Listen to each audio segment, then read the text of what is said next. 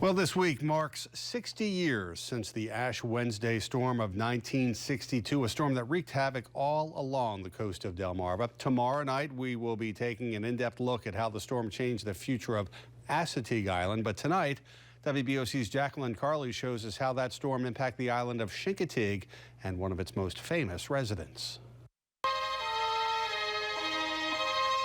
The year was 1962. The movie Misty had only recently been released, bringing the Marguerite Henry book Misty of Chincoteague to life. I'm going to look for some wild ponies. Oh, look! All of it making the real-life Misty a national celebrity. That movie had just been shown all around the country, so if they hadn't been familiar with Misty before, this was obviously now something they were very familiar with. Misty eventually settled on the Beebe Ranch. But in March of '62, a 3-day nor'easter pounded Chincoteague, threatening everyone and everything on the ranch. You know, it went from bad to worse and worse to devastating. And the Atlantic Ocean was here. We were under the sea, and that must have been a terrible, frightening time to be here on this island. I was so excited because I've never saw water come up this high. Billy Beebe was only 8 years old when the storm hit.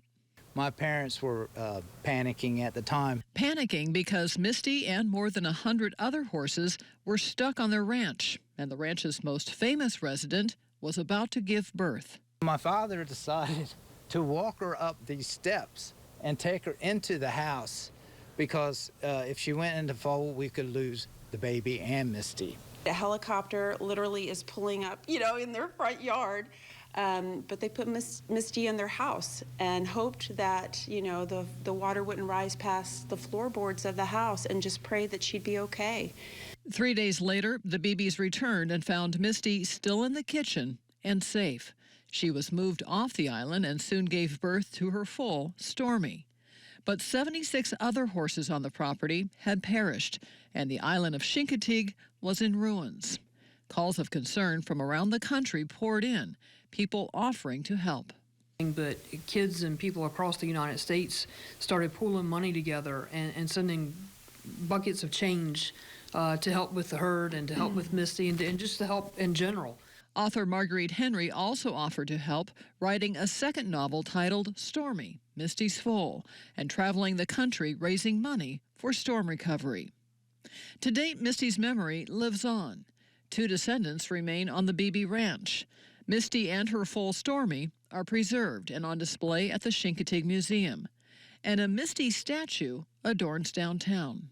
I think we all feel blessed to live here, knowing how much people love and adore Chincoteague, and a lot of that comes from Misty. Misty, the whole Beebe family, Marguerite Henry, we wouldn't be where we are today without them. A pony with a permanent place in history. Jacqueline Carley, WBOC News, Delmarva's news leader. And a reminder, please join us tomorrow as we explore the 60th anniversary of the Ash Wednesday storm of 1962 and the destruction left on Assateague Island. Years of planning a resort town there were washed away in just a matter of days. We bring you the story of Ocean Beach, the Forgotten City, tomorrow night at 7, right here on WBOC, and then again on Thursday at 7:30 on Fox 21.